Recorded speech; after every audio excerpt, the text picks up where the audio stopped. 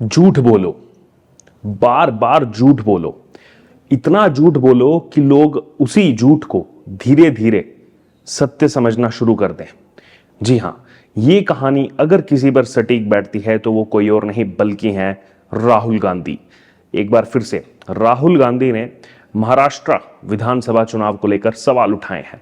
जी हां, अब आप सोचिए, टाइमलाइन देखिए, बिहार चुनाव आने वाला है, बीएमसी चुनाव आने वाला है, इससे ठीक पहले राहुल गांधी अब फिर से उसी चीज को रिपीट करना उन्होंने शुरू कर दिया है कि महाराष्ट्र चुनाव धांधली से जीता गया, चुनाव आयोग करप्ट है, इलेक्शन कमीशन करप्ट है।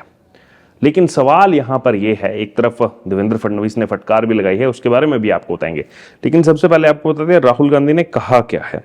राहुल गांधी ने कहा कि चुनाव धांधली के सबूत जो है इकट्ठे करने में कुल 6 महीने का समय लग गया, और उन्होंने दावा किया है कि जो है चुनाव आयोग जो ये डेटा जो है उपलब्ध नहीं करवा रहा था, बहुत सारी चीजें जो है वो उन्होंने कही हैं। कहा कि गड़बड़ी का पता लगा, और गड़बड़ी के अलावा उन्होंने कहा कि विधानसभा चुनाव के दौरान महाराष्ट्र के अंदर 1 करोड़ मतदाता जो है बढ़ाए गए। अब देखिए, यहां पर जितने भी आरोप लगाए गए राहुल गांधी की तरफ से, पहले भी देखा गया है, जब भी आरोप लगाए हमेशा इनको फटकार पड़ी। हाल ही में, ज्यादा दूर हमें जाने की जरूरत नहीं है, अभी 2 दिन पहले की बात है, सुप्रीम कोर्ट ने बहुत जबरदस्त फटकार लगाई है राहुल गांधी को। वो चीन के मामले में कहते रहते थे, चीन आ गया, चीन ने जगह हड़प ली, चीन हमारी जगह पर आकर बैठ गया। उसी मामले में फटकार पड़ी सुप्रीम कोर्ट से। पता कुछ नहीं है, नॉलेज कुछ नहीं है, केवल आकर के बोलते जाना है, बोलते जाना है, झूठ बोलते रहो, और उसके बाद सुप्रीम कोर्ट से फटकार भी खाओ। यही हुआ था रफाल के मामले में भी। रफाल के मामले में भी इतना चिल्लाया राहुल गांधी ने, इतना चिल्लाया, रफाल में ये हो गया, करप्शन हो गई, इतना बड़ा घोटाला हो गया, रफाल क्यों आ रहा है। क्या हुआ बाद में सब जानते हैं। अच्छा, इंटरेस्टिंग बात यह है कि आप में से जो लोग किसी पॉलिटिकल पार्टी से जुड़े होंगे या चुनावों को बहुत नज़दीकी से देखा होगा, चुनाव की प्रक्रिया को बहुत नज़दीकी से देखा होगा, तो उनको ये ज़रूर मालूम होगा कि कैसे जब चुनाव होता है उस समय जब वोटिंग होती है, तो वोटिंग के समय वहाँ पर जिस भी पोलिंग सेंटर में जो है वोटिंग होती है, वहाँ पर जो भी कैंडिडेट्स हैं उन कैंडिडेट्स के जो है एजेंट वहाँ पर बैठते हैं, हर एक पार्टी के। अगर आप इंडिपेंडेंट हैं तो भी वहाँ पर आप अपना एजेंट बैठा सकते हैं, और बैठाते भी हैं। अब क्या होता है, वहाँ पर जो भी मतदाता वोट डालने आता है, वहाँ पर तमाम चीज़ें चेक की जाती हैं। जो पार्टी के एजेंट हैं वो भी चेक करते हैं। सुबह से इतने लोग आए, 1100 वोटर था, 850 लोग आए, 850 वोट डले।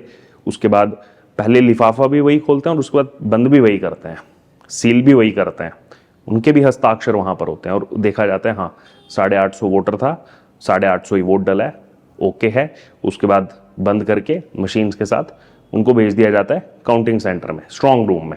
और उसके बाद जिस दिन काउंटिंग होती है तो उस दिन टैली किया जाता है, हाँ उस दिन इस पोलिंग सेंटर पे 850 वोटिंग हुई थी, हाँ 850 ही है। वो चीज़ों को वहाँ पर जो एजेंट्स हैं वो टैली करते हैं।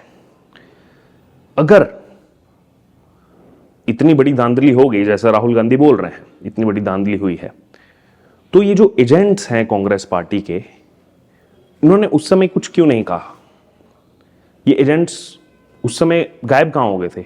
अगर इतनी बड़ी धांधली हो रही थी जैसे राहुल गांधी कह रहे हैं, इतनी बड़ी धांधली हो गई, सब मिले हुए हैं, जानबूझ करके बीजेपी का साथ दे रहे हैं, तो उस समय जिन एजेंट्स ने उस हर एक पोलिंग सेंटर पर, हजारों पोलिंग सेंटर थे, वहां पर चेक किया, उसके बाद काउंटिंग सेंटर में चेक हुआ, उस समय अगर इतनी बड़ी धांधली हो रही थी तो बताना था।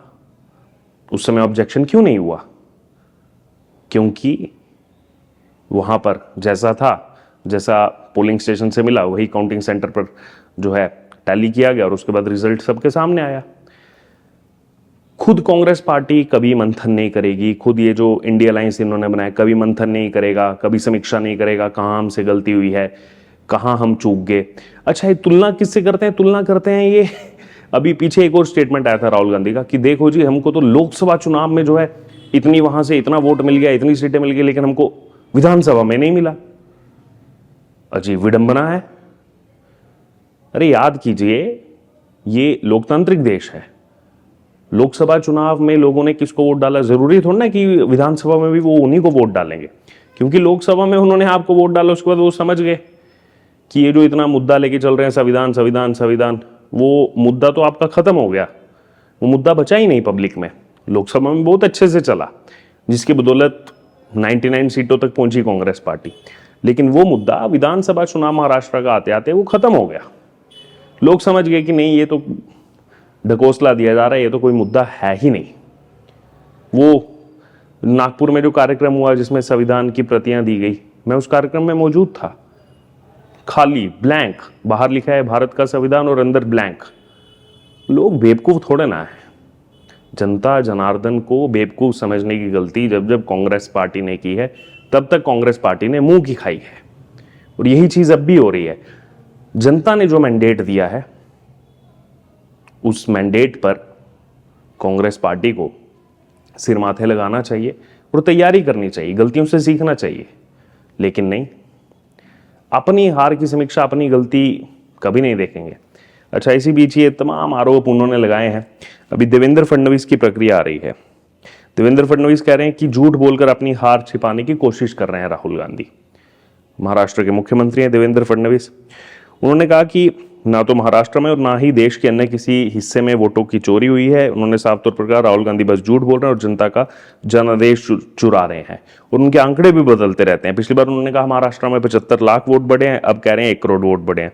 वो झूठ बोलकर अपनी हार छिपाने की कोशिश कर रहे हैं। अब देखिए, देवेंद्र फडणवीस ही कह रहे हैं, पिछली बार इन्होंने कहा कि 75 लाख वोट बढ़ गए, अब ये खुद ही कह रहे हैं 1 करोड़ वोट बढ़ गए। तो इन्हीं के जो डेटा ये बार बार पब्लिक में बोलते रहते हैं, कभी 40 लाख, कभी 50 लाख, कभी 75 लाख, कभी 1 करोड़, खुद ही उनको नहीं पता कि कितना हमें बोलना है पब्लिक के अंदर। पिछली बार क्या बोला था, वो अपने मन से जो भी उनको लगता है एक डेटा दे देते हैं, 1 करोड़ बढ़ गया, कोई बड़ी बात नहीं है, कल को बोलेंगे 1.5 करोड़ बढ़ गया। बोलना ही तो है, बोल देंगे। और इसीलिए मैं कह रहा हूं, वो इतना झूठ बोलते जाओ, इतना झूठ बोलते जाओ, इतना झूठ बोलते जाओ, एक समय पब्लिक को भी लगे कि नहीं, इतनी बार बोल रहा है, हो सकता है सच्चाई हो।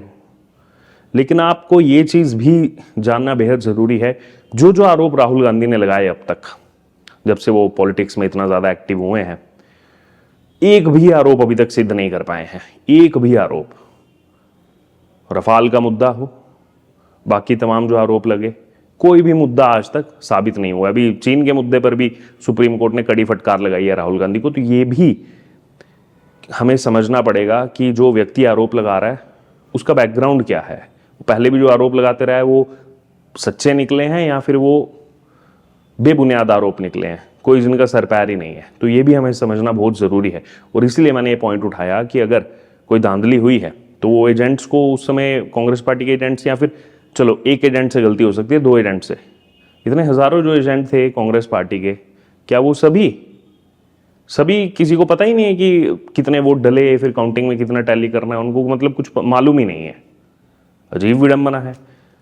अगर इतने इनकॉम्पिटेंट ही हैं एजेंट, तो फिर पार्टी का यही हाल होगा। फिर तो आप कैसे चलाएंगे, राज्य कैसे चलाएंगे आप?